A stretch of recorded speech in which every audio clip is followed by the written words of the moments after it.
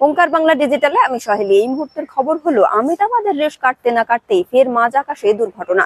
রোববার কেদারনাথ থেকে গুপ্তকেশী যাওয়ার পথে আরিয়ান এভিয়েশনের একটি হেলিকপ্টার গৌরীকুণ্ডের জঙ্গলে ভেঙে পড়ে। সূত্রের খবর, কপ্টারটিতে 6 জন যাত্রী ছিলেন, তবে এখনো সরকারিভাবে বিশদে কিছু জানানো হয়নি। বিমান নিরাপত্তা নিয়ে উচ্চ পর্যায়ে বৈঠক করেন কেন্দ্রীয় অসামরিক বিমান পরিবহন মন্ত্রী Rammohan Naidu. High level multidisciplinary তদন্ত কমিটি গঠন করা হয়েছে। অভিশপ্ত বিমান সম্পর্কে জানতে চেয়ে এয়ার ইন্ডিয়াকে চিঠি দিয়েছে ব্যুরো অফ সিভিল এভিয়েশন।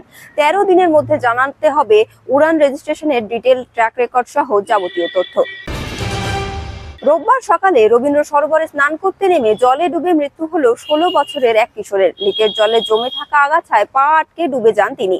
তার সঙ্গে এদিন আরো 2 জন নেমেছিলেন সাঁতার কাটতে, কিন্তু তার আগে উঠে আসেন একজন। আরো একজনও ডুবে যাচ্ছিলেন, তাকেও উদ্ধার করেন সাঁতারু ও স্থানীয়রা। ঘটনার পর রক্ষণাবেক্ষণের অভাব ও প্রশাসনের গাফিলতির দিকে আঙুল তুলেছে সকলে।